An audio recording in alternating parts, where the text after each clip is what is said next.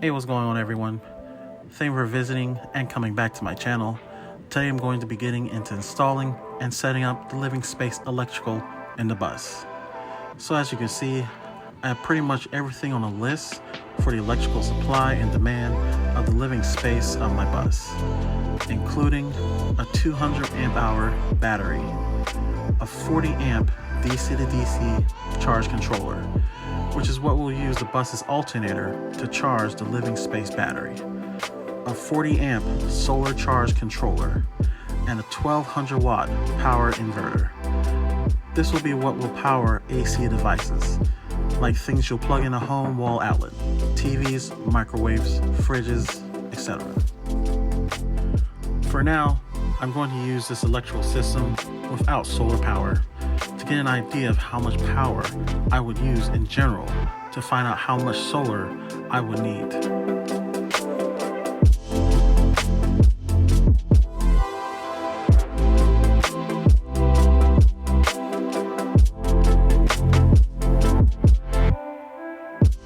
If you happen to like or find anything useful in this video, remember to give it a like and also subscribe for more content.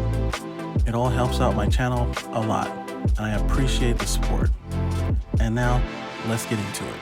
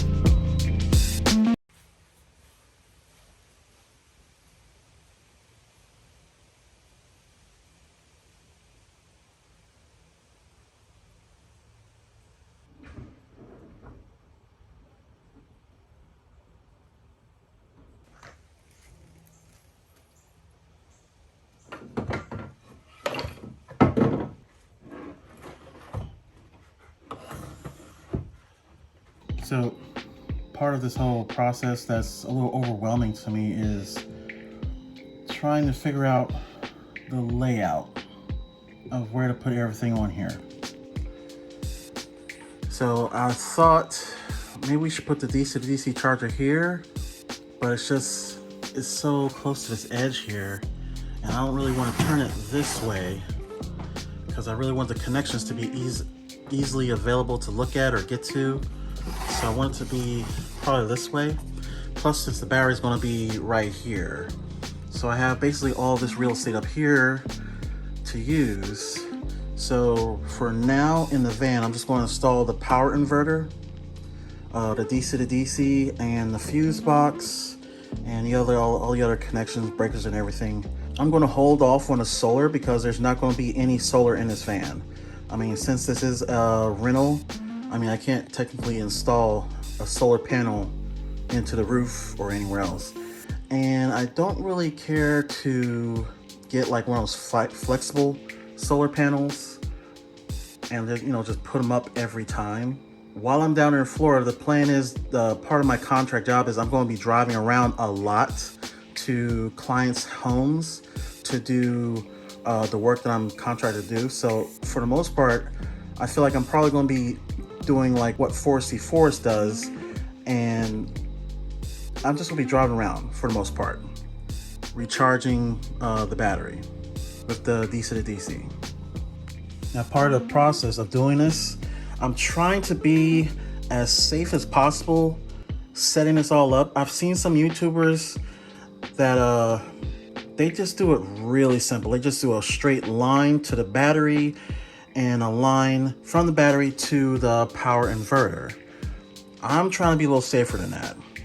For example, I have this, I believe it's an A&L fuse, I believe it's called. It's just another fuse, just in case, you know, a surge happens, and it protects whatever's on either side that's connected to. It looks pretty fancy. I don't think this was a name brand I saw on Amazon. It was just A&L. I'm hoping that doesn't backfire on me. And I bought these fuses, these circuit breakers actually, because they're circuit breakers. So, you know, in case I need to cut power to something, maybe to troubleshoot something, whatever, you just press this button here and it cuts the power going to whatever it is. Power cut. Power connected. Power cut. Also, these are circuit breakers. So if there's something that surges through the line that is greater than 50 amps, that should also break the line, cut the power. Or if the power gets too overwhelmingly hot to 50 amps, it's going to cut that power. I don't think these are name brand. I mean, I'm not sure what that logo is. I bought these a while ago and I just kept procrastinating installing my electrical. So here we are doing this now. Also, I have the battery monitor here. I definitely want to make sure that I'm not draining my battery. Then all of a sudden, I stop at the end of the day for work and I need my power. I have no idea how much power I have. There's the power shunt. So that's going to connect to the negative of the battery, which I'm going to have to figure out where to put that to. And there goes the screen.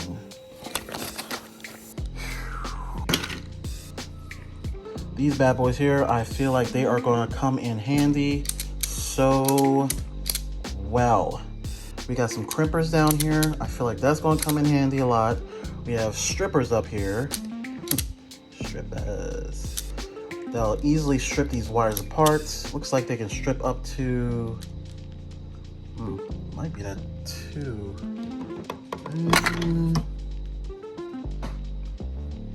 It might strip up to 2 gauge. It might. I have no idea how to read this. That looks like it's going to be very helpful. That'll make this whole process go a lot faster. I got these bus bars here. I got this idea from a YouTuber in California. I can't remember his channel. I might post it on the screen if I could find them. But it's basically just huge bus bars that I'm going to connect basically the lines from the power inverter. This is this little line here. As you can see, this line is pretty thick. I'm not sure what gauge this is. It looks like possibly 2 gauge, but that would easily fit onto one of those. And I guess the bigger it is, the more power it can handle, you know, less restriction. Here's a fuse holder. I don't know. But basically, the only thing that's going to connect to this is, you know, 12 volt things, you know. But basically, the only thing I'm going to connect to this for right now in this cargo van is the lights. I can't think of anything else I'll probably have connected to that. I got a diesel heater, but again, this is a cargo van. Can't install that in a cargo van since it's a rental. I mean, if it was actually mine, then we can install that. But for the most part, it's just going to be lights plugged into this. I don't think you really realize how much you need power, let alone electricity, until it's nighttime. And you can't see anything. You really wish you could see something at nighttime, and there's no light, let alone, yeah.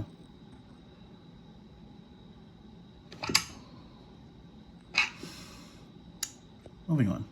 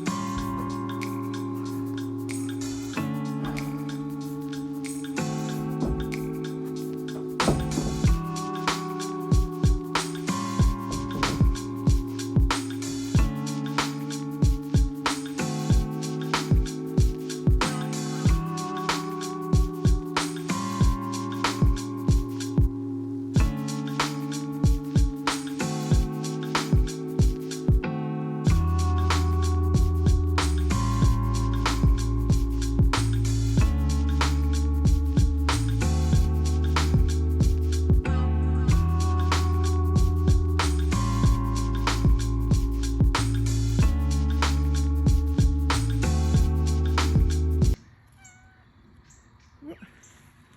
How did you get on top of the bush?